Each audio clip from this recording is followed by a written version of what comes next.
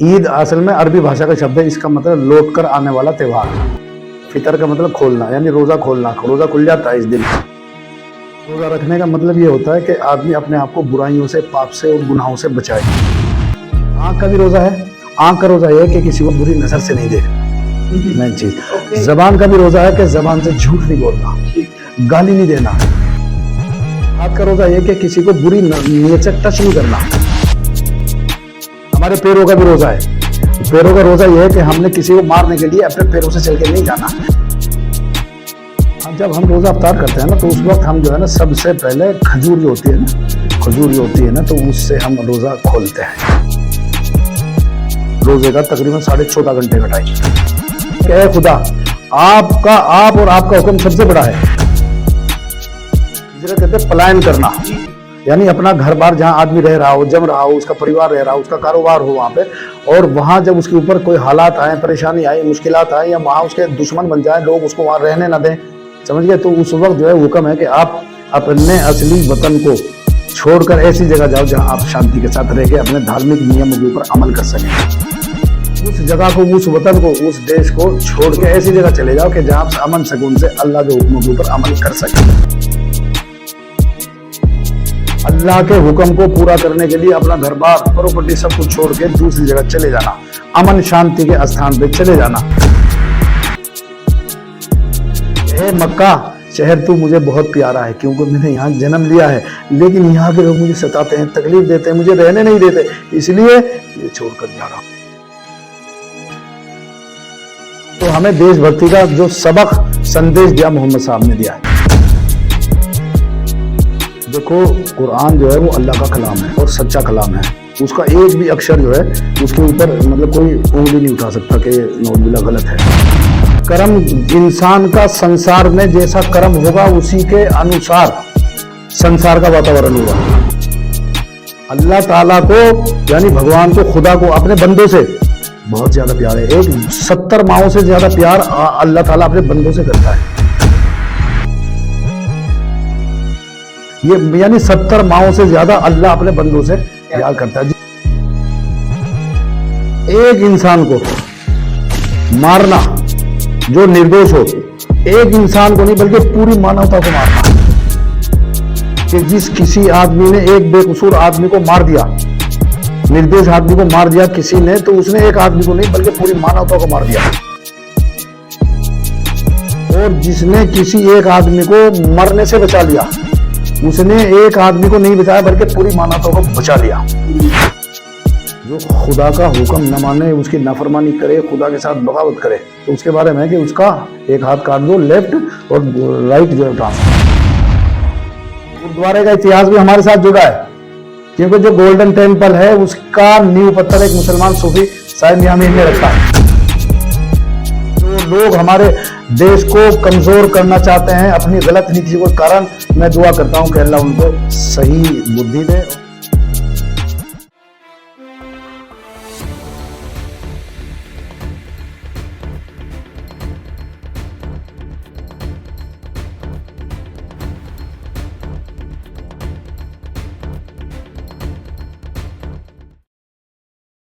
और सर क्या है, कैसे हो? ठीक है, बहुत बढ़िया है। ईद की बहुत सेम टू यू, आपको भी बहुत बहुत मुबारकबाद हो। और सर ईद कैसी ईद चल रही है, कैसे ईद मनाते हैं आप? बहुत अच्छी रही ईद, और बहुत अच्छी तरह हम सब लोगों ने मिलकर आपस में प्यार मोहब्बत और आपसी भाईचारा, अमन आस्थे के साथ जो है ईद का त्यौहार हम लोगों ने मनाया। बहुत ही अच्छा लगा। ईद में सर जो होता है, मतलब कौन कौन सी 2 तरह की ईद होती है, बहुत लोगों को यही नहीं पता चलता। असल में हमारे यहाँ जो है ना, वो त्यौहार ज़्यादा नहीं है। साल के अंदर हमारे 2 त्यौहार आते हैं और वो ईद के नाम से मशहूर हैं। एक तो ईद उल फितर। ईद उल फितर वो होता है जो रमज़ान के फौरन बाद आती है। ईद असल में अरबी भाषा का शब्द है। इसका मतलब लौट कर आने वाला त्यौहार। अच्छा, क्योंकि साल में एक बार आता है ये। हाँ, और साथ में इसकी जो फितर है, ईद उल फितर। फितर का मतलब खोलना, यानी रोजा खोलना। रोजा खुल जाता है इस दिन। रोजा नहीं रखते मुसलमान ईद वाले रोज। ईद से जो है वो पहले 1 महीने तक मुसलमान जो रोजा रखते हैं, 1 महीने तक, क्योंकि रोजा रखना बहुत ही मुजाहिदा है, बड़ा मतलब ये है कि मुश्किल काम है। भूखा रहना पड़ता है आदमी को पूरे 1 महीने तक। दिन दिन में जो है वो रोजा रखते हैं, यानी खाना पीना पानी तक नहीं पीते, और बुरी बातों से, बुरे कामों से मतलब अपने आप को बचाते हैं। रोज़ा रखने का मतलब ये होता है कि आदमी अपने आप को बुराइयों से, पाप से और गुनाहों से बचाए, क्योंकि जब आदमी पूरे दिन भूखा रहेगा, भूख की हालत में आदमी पाप नहीं कर सकता। क्योंकि जब आदमी को भूख लगी हो, आप अगर उससे बात करना चाहें तो वो मना कर देगा कि भाई मुझे भूख लगी है, पहले खाना खाऊं बाद में बात करूंगा। ना आदमी जो है भूख की हालत में, रोज़े की हालत में काम कर सकता, ना बात कर सकता। तो इसलिए रोज़ा रखते हैं ताकि आदमी जो है ना वो खुदा का फरमाबरदार, उसका आज्ञाकारी बन के रहे, बुराइयों से, गुनाहों से अपने आप को बचाए। आदमी गुनाह जब करता है जब उसका पेट खाने से भरा हो, समझ, तब, क्योंकि पेट जो है ना जब खाने से भरा होगा तो क्योंकि खाने के अंदर जो नशा होता है, और नशा जब आदमी के अंदर आ जाता है तो आपको पता है फिर वो जो है वो मतलब शैतान की बातें मतलब ये करता है, शैतान जैसे काम करता है, फिर वो मस्त हो जाता है, एक तरह खुदा को भूल जाता है, अपने मालिक को पैदा करने वाले को भूल जाता है। वही है, तभी उसके दिमाग में ये शैतानियां घुसती रहती है। ओके जी जी। तो दूसरा हमारा सर, दूसरी ईद कैसे होती है? हाँ ईद उल तो फितर और दूसरी ईद? हाँ, ईद उल फितर के बारे में तो मैंने आपको बताया कि ये तो रोज़ा जो, इसके बारे में अभी पूरा सुनो आप कि भाई जो ईद मनाई जाती है हकीकत में ईद जो है ना वो कल जो है ना वो रमज़ान ख़त्म हुआ, यानी रोज़े रमज़ान महीने का नाम है ये, और इसमें हम लोग 1 महीने तक लगातार रोज़ा रखते हैं। रमज़ान कहते हैं जी, रमज़ान का महीना। हाँ रमज़ान का महीना जी।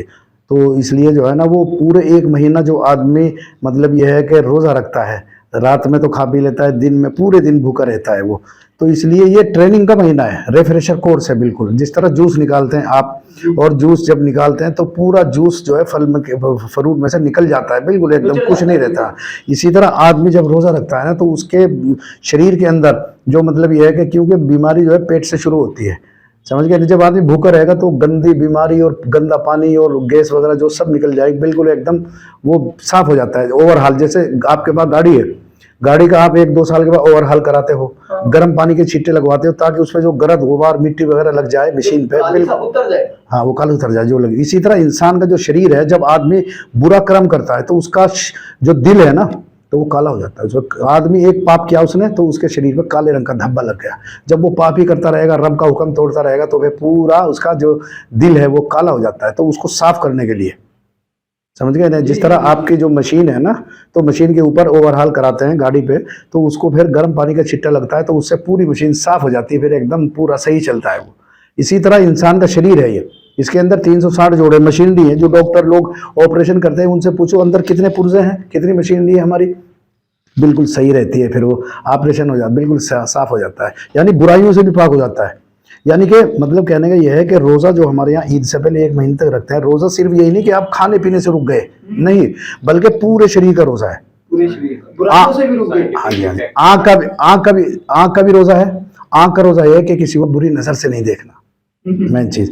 जबान का भी रोज़ा है कि जबान से झूठ नहीं बोलना, गाली नहीं देना, किसी की निंदा नहीं करनी, बुराई नहीं करनी है, समझ गए नहीं, गुस्से के अंदर आकर किसी से झगड़ा नहीं करना है, ये तमाम की तमाम चीजें हैं। अच्छा, इसके अलावा जो है ना वो जबान का भी रोज़ा है और हाथ का भी रोज़ा है। हाथ का रोज़ा ये कि किसी को बुरी नीयत से टच नहीं करना, बल्कि गरीबों की मदद करना। किसी के पास वजन है, भार है, तो उसको उठाने में उसकी मदद करना है।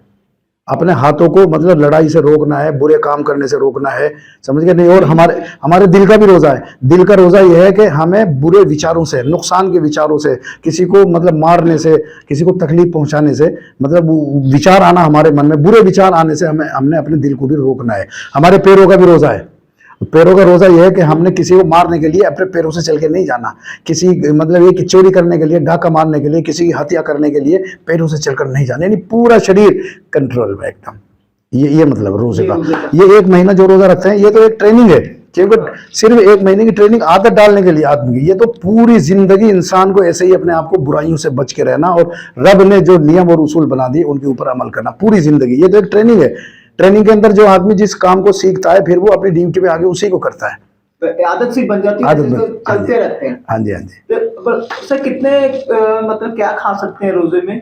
हाँ, जब हम रोज़ा अफ्तार करते हैं ना तो उस वक्त हम जो है ना सबसे पहले खजूर जो होती है ना, खजूर जो होती है ना, तो उससे हम रोज़ा खोलते हैं। उसकी वजह है कि पूरे दिन आदमी भूखा रहता है, पेट वगैरह कमज़ोर हो जाता है, अंदर सारे शरीर के जो अंग होते हैं वो, तो वो खजूर नरम चीज़ होती है, तो नरम चीज़ खाते हैं। अगर हम रोज़ा खोलेंगे पूरे दिन भूखा रहने का, कोई सख्त चीज़ खा ली तो उससे नुकसान होगा, बीमारी हो जाएगी। ये कितना टाइम सर कितना होता है? हाँ जी हाँ जी। आजकल जो टाइम चल रहा है ना, तो हम लोग सुबह को, क्योंकि सर्दी गर्मी के मौसम के हिसाब से टाइम चेंज होता रहता है, दिन कभी छोटा हो जाता है, कभी मतलब ये है कि बड़ा हो जाता है। तो आजकल जो टाइम चल रहा है हमारे, मतलब ये है कि रोजे का तकरीबन 14.5 घंटे का टाइम है। ओ 24 में से 14.5 घंटे। 14.5 घंटे कुछ नहीं खाते पीते, पानी तक नहीं।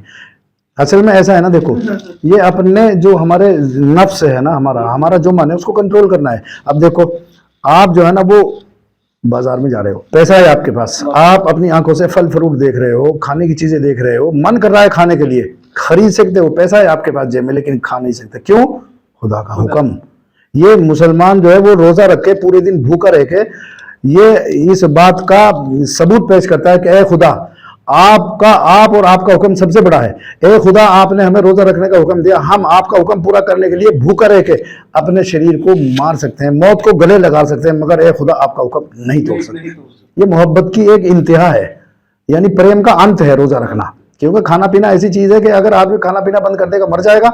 तो मुसलमान रोजा रख के पूरे दिन भूखा रह के इस बात का सबूत पेश करता है कि ए खुदा, आप हमारा मालिक, आप हमारे मालिक है, आपने हमें बनाया, पैदा किया, हम तो आपके जो है वो गुलाम हैं, आपके आज्ञाकारी हैं, जैसे आप हुक्म देंगे उसके अनुसार ऐसे करें। ये है जी।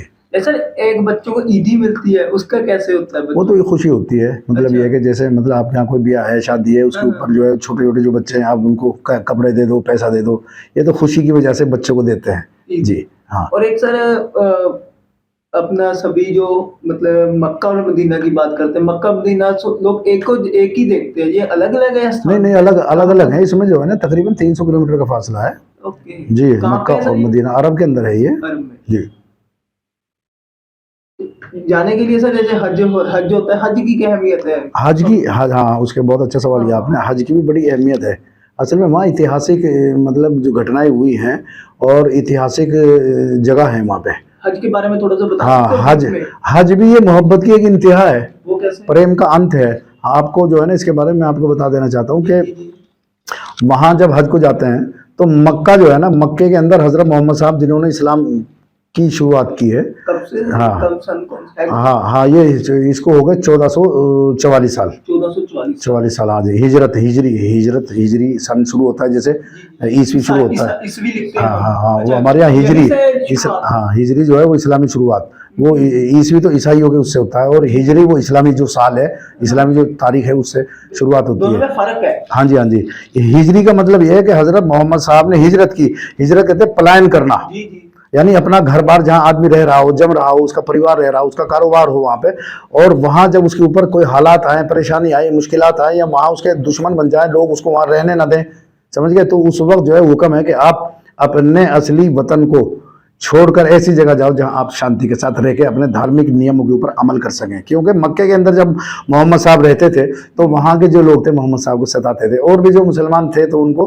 क्योंकि वहाँ पे मुसलमानों की जो संख्या थी बहुत घट थी, कम थी, तो वहाँ के जो लोग थे कुफारे मक्का, तो वो उनको सताते थे कि भाई ये नमाज पढ़ते हैं, रोज़ा रखते हैं। वहाँ नमाज भी छुप छुप के घरों के अंदर पढ़ते थे, कुरान पाक का पाठ भी घरों के अंदर छुप छुप के करते थे, समझ गए। तो इस वजह से मतलब यह है कि वो लोग सताते थे मुसलमानों को, तो इस वजह से जो है अल्लाह ने उनको हुक्म दिया कि आप जो है जब यहाँ आपको नमाज पढ़ना, कुरान पढ़ना और जो इस्लामी नियम है उनके ऊपर आपको अमल करना मुश्किल हो रहा है, तो आप उस जगह को, उस वतन को, उस देश को छोड़ के ऐसी जगह चले जाओ कि जहाँ आप अमन सुकून से अल्लाह के हुक्मों के ऊपर अमल कर सकें। तो हजरत मोहम्मद साहब ने जो है ना वो मतलब ये है कि जब ये अमल किया है, यानी हिजरत के सिर्फ अल्लाह के लिए, अल्लाह के हुक्म को पूरा करने के लिए आदमी अपना घर बार, अपना प्रॉपर्टी, कारोबार सब कुछ छोड़ के, सब कुछ छोड़ दिया। हाँ जी, मोहम्मद साहब और उनके जितने भी साथी थे तो उन सब ने अपनी प्रॉपर्टी, मकान, फसल, खेती, खजूरों के बाग थे, क्योंकि अरब में खजूरें होती है, सब का सब फसल जो है पकी हुई खड़ी, सब का सब छोड़ के आ गए। ये मतलब ये अल्लाह से और अल्लाह के हुक्म से मोहब्बत की बात है। फिर मदीना आ गए। तो मदीने के अंदर जब, अच्छा अब देशभक्ति की बात बताता हूँ कि मोहम्मद साहब क्योंकि जन्म लिया उन्होंने मक्का के अंदर, जन्म से तो इंसान को प्यार होता है, आपको भी, हमें भी हिंदुस्तान के अंदर जन्म लिया, इसी मिट्टी से। देखो इसी मिट्टी के अंदर हमें, इसी मिट्टी से पैदा हुए, और हम जब मरते हैं इसी मिट्टी के अंदर चले जाते हैं। ये हमारी देशभक्ति का कितना बड़ा सबूत है, आप समझ गए। मर गए क्योंकि मिट्टी से हम बने हैं, मिट्टी के अंदर ही हम समा गए, आखिर तक इसी के अंदर रहे, समझ गए नहीं। तो मतलब यह है कि मोहम्मद साहब जब मक्का छोड़ के वापस जा रहे थे, वहाँ के लोगों ने सताया, परेशान किया, और इस्लामी नियमों पे अमल करना मुश्किल हो गया। तो जब अल्लाह ने हुक्म दिया वहाँ से हिजरत का, यानी हिजरत अरबी भाषा का शब्द है, इसका मतलब है अल्लाह के हुक्म को पूरा करने के लिए अपना घर बार प्रॉपर्टी सब कुछ छोड़ के दूसरी जगह चले जाना, अमन शांति के स्थान पे चले जाना, ताकि वहां आप सुकून से अपने अल्लाह की इबादत और उसकी भक्ति बंदगी कर सको। क्योंकि भक्ति बंदगी भी जब शांति हो। हाँ। आपको अगर डर है दुश्मन का, आप नमाज नहीं पढ़ सकते, कुरान की पाठ नहीं कर सकते। तो इसलिए जब आप जा रहे थे अपना घर बार अपना वतन अपन छोड़ के, तो देशभक्ति की बात बता रहा हूँ कि मोहम्मद साहब जो है वो बार बार पीछे मुड़ के देख रहे थे अपने और ये कह रहे थे कि ए मक्का शहर तू मुझे बहुत प्यारा है, क्योंकि मैंने यहाँ जन्म लिया है, लेकिन यहाँ के लोग मुझे सताते हैं, तकलीफ देते हैं, मुझे रहने नहीं देते, इसलिए तुझे छोड़कर जा रहा हूँ। ये यहाँ से अंदाजा हो कि मुसलमान जो है वो अपने देश के साथ देशभक्ति, वो जो बार बार पीछे मुड़ के देख रहे हो, आंखों में आंसू आ रहे थे, रो रहे थे। तो हमें देशभक्ति का जो सबक संदेश दिया मोहम्मद साहब ने दिया है जी, आज भी यही है। हमने इस देश को आज़ाद कराया, हमारे पुरखों ने, हमारे बुजुर्गों ने देश को आज़ादी के लिए, जहाँ और जो हमारे दूसरे भाई थे हमारे देश के, सबने मिलजुल के देश को आज़ाद कराया, तो वहाँ हमारी भी कुर्बानियाँ कम नहीं है। ये तो गुलदस्ता है हमारा भारत। हाँ, सारे धर्म के लोग, हिंदू मुसलमान सिख ईसाई सब लोग रहते हैं, जैसे गुलदस्ता फूल होते हैं अलग अलग तरह के, तो अगर एक फूल निकाल दो तो उसकी खूबसूरती सुंदरता खत्म, खुशबू खत्म हो जाती है। हमारा कितना अच्छा देश है जी। तो बातें करते करते सर मुझे एक थोड़ा याद आ रहा है, जैसे एक दो सर थोड़ी सी कुरान की अगर एक लाइनें हो जाए कुछ, अच्छा वो बता देंगे। अच्छा, हमारे जो आपको देख रहे हैं उनको एक संदेश मिले, इनको आगे कुछ जिंदगी में करने का एक अच्छा सा संदेश, पैगाम आपकी तरफ से। देखो, कुरान जो है वो अल्लाह का कलाम है और सच्चा कलाम है, उसका एक भी अक्षर जो है उसके ऊपर मतलब कोई उंगली नहीं उठा सकता कि ये नौजुबिल्लाह गलत है। तो कुरान के अंदर जो है ना वो अल्लाह ताला ने पूरी कायनात के लिए, यानी पूरी मानवता के लिए अच्छी बातें बताई हैं। कोई भी आदमी अगर उसमें लिखे हुए जो अहकाम है, जो नियम है, उसके ऊपर अमल करेगा, तो मतलब ये है कि दीन की दुनिया के अंदर भी कामयाब और मरने के बाद की जो जिंदगी है उसके अंदर भी मतलब ये कामयाब। हाँ, बहुत अच्छा सवाल किया आपने। कुरान पाक के अंदर जो है वो मतलब ये बहुत सी आयतें ऐसी हैं कि बुराइयों से रोका गया है। तो सब इतना मारो मार है, बुराइयां मतलब जिसको हमें बोलते हैं अभी इंसान के अंदर कूट कूट के भर चुकी है, जिसे निजात पाने के लिए एक छोटी सी हो।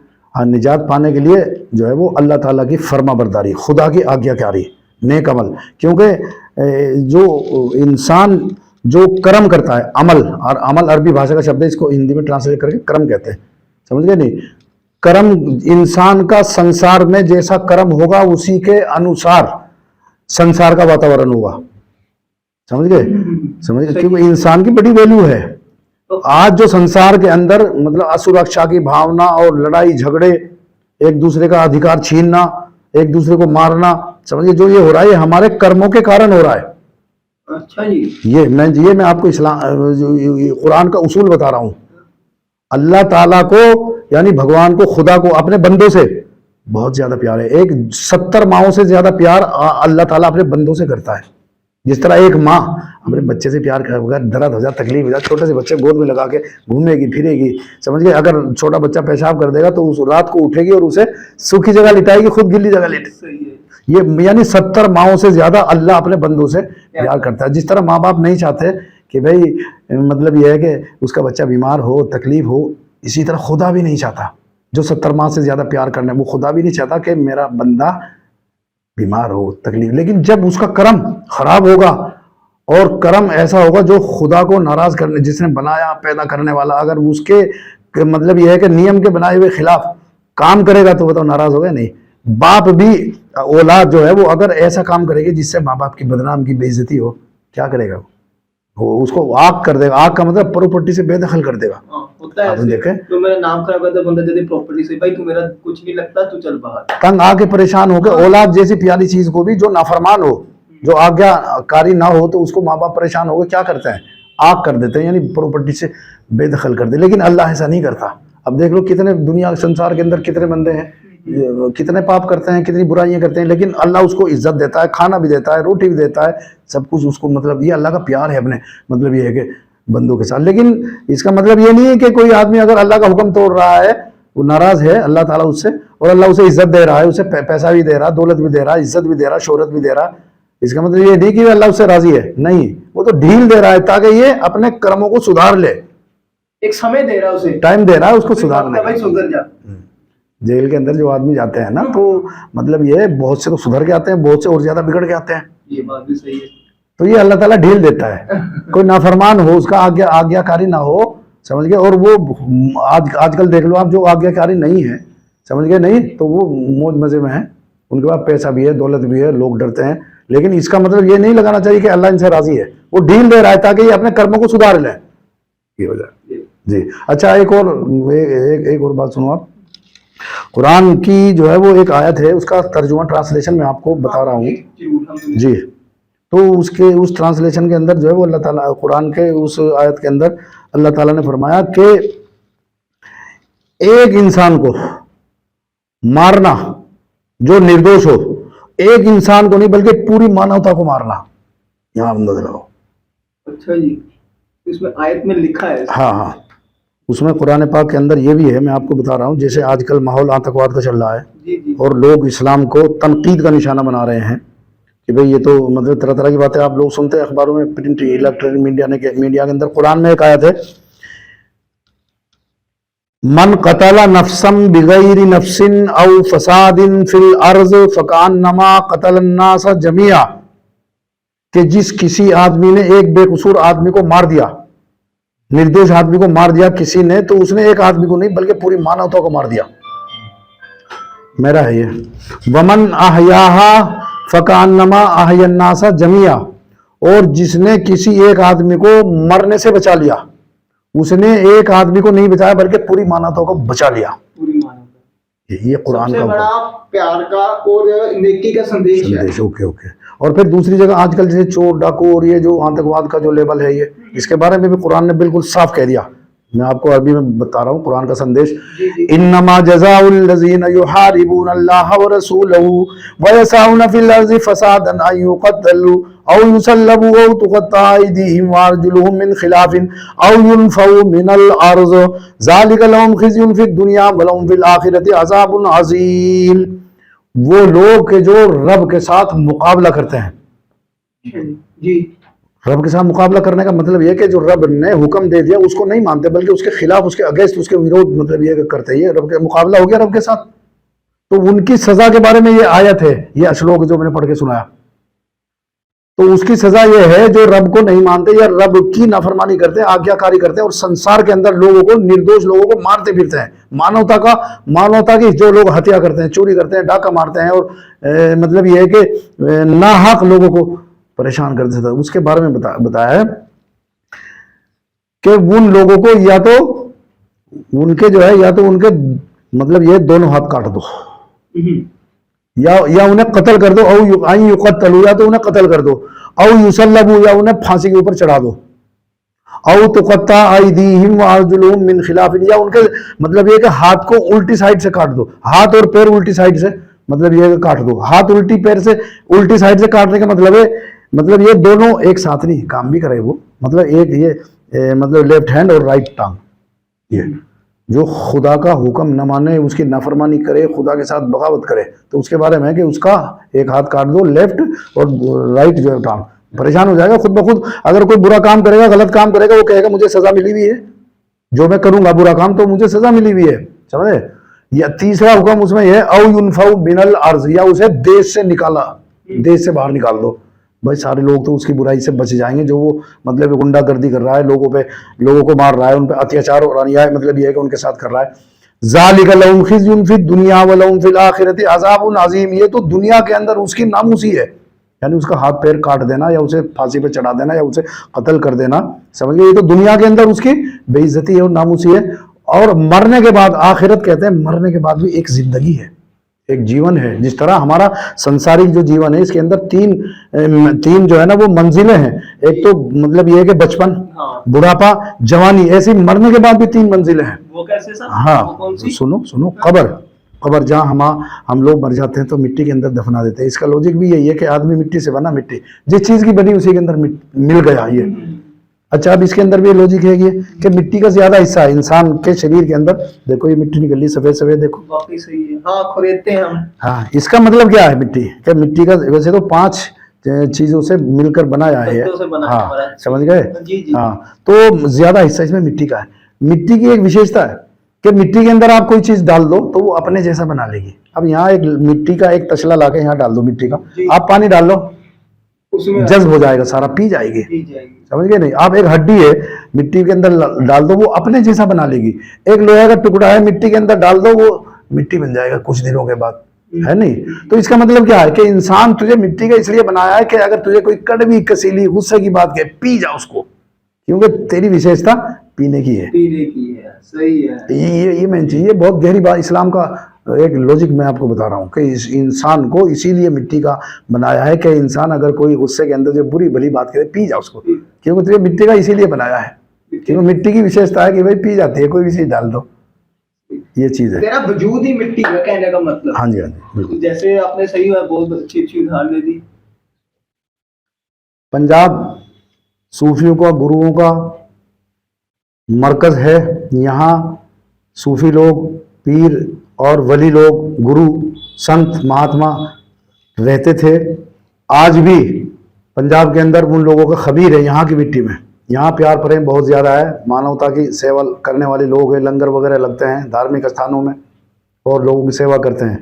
आज वैसे हमारे देश के कुछ राज्यों के अंदर राजनीतिक स्वार्थों की प्राप्ति के लिए लोगों के अंदर फूट डाली जा रही है और नफरत धर्म के नाम के ऊपर फैलाई जा रही है, जो कि बहुत गलत है, देश के हित में नहीं है। लेकिन हमारा रोपड़ शहर पंजाब के अंदर एक ऐसा शहर है कि हम लोग 25 साल से यहाँ ईद का त्यौहार गुरुद्वारे के साथ श्री कलगीधर कन्या पाठशाला, तो वहां उसके मैदान के अंदर जो है वो मना रहे हैं। गुरुद्वारा साहिब का मैदान है जी, गुरुद्वारा साहब का मैदान है, साथ में कलगीधर कन्या पाठशाला है, उसके मैदान में हम लोग ईद की नमाज अदा करते आ रहे हैं 25 साल से। और वहां के जो गुरुद्वारा और स्कूल के जो जिम्मेदार हैं वो बहुत खुश होते हैं। उन्होंने हमें एक बार परमिशन दी थी और उन्होंने कहा कि जब तक आप लोग हो यहाँ तो तब तक आप यहाँ नमाज पढ़ सकते हो। खुद कहना है उनका, जो मतलब ये है कि साहनी साहब है, भूपिंदर सिंह साहनी सी है उनका नाम। अच्छा जी। तो वो ये कहते हैं कि आप हर साल आओ यहाँ, और जब आप यहाँ आकर नमाज पढ़ते हो, खुदा सजदा करते हो खुदा को, हमारे भाग खुल जाते हैं, खुश होते हैं बेचारे वो। और ईद के मौके के ऊपर आकर जो है वो सारे मुसलमान भाइयों को ईद की बधाई देते हैं। चूंकि ये प्यार प्रेम जो यहाँ से शुरू हो रहा है और 25 साल से ये लोग हम लोगों को नमाज पढ़ने के लिए वहाँ इजाज़त दे रहे हैं, हम लोग भी बहुत खुश हैं उनसे। हम लोग भी दुआ करते हैं उनके लिए कि उनकी उम्र लंबी हो और उनका जो स्कूल है, स्कूल जो है तरक्की करे, दीन दूनी रात चौगनी। और जो गुरुद्वारा साहब है, चूंकि गुरुद्वारे का इतिहास भी हमारे साथ जुड़ा है, क्योंकि जो गोल्डन टेम्पल है उसका नींव पत्थर एक मुसलमान सूफी साहिब मियां मीर ने रखा। इसलिए जितने भी दुनिया के अंदर गुरुद्वारे हैं तो वो हमारे लिए भी जो है वो सम्मान है उनका हमारे दिलों के अंदर। और क्योंकि सारे मजहब के लिए वो खुला हुआ है, 4 गेट है उसके, सब मजहब के लिए जो है वो कोई भी आ सकता है, कोई भी जा सकता है, सबके चले दरवाजे। आज देश के अंदर जो है ना वो नफरत का माहौल है, लेकिन आज जो है वो रोपड़ शहर इस बात की गवाही पेश कर रहा है कि यहाँ कोई नफरत नहीं है, सब एक दूसरे के जो है वो मिलजुल कर रहने वाले लोग हैं, प्यार मोहब्बत के साथ रहने वाले लोग हैं। अंत में मैं फिर जो है सारे देशवासियों को, विशेष रूप से पंजाब वासियों को इस ईद के मौके के ऊपर दिल की गहराइयों के साथ मुबारकबाद देता हूँ। देश के लिए तरक्की करता हूँ कि हमारा देश तरक्की करे। जो लोग हमारे देश को कमज़ोर करना चाहते हैं अपनी गलत नीतियों के कारण, मैं दुआ करता हूँ कि अल्लाह उनको सही बुद्धि दे और हमारा देश जो है वो आगे बढ़े और तरक्की करे। एक बार फिर हमारी तरफ से पूरे देशवासियों को दिल की गहराइयों के साथ बहुत बहुत मुबारकबाद।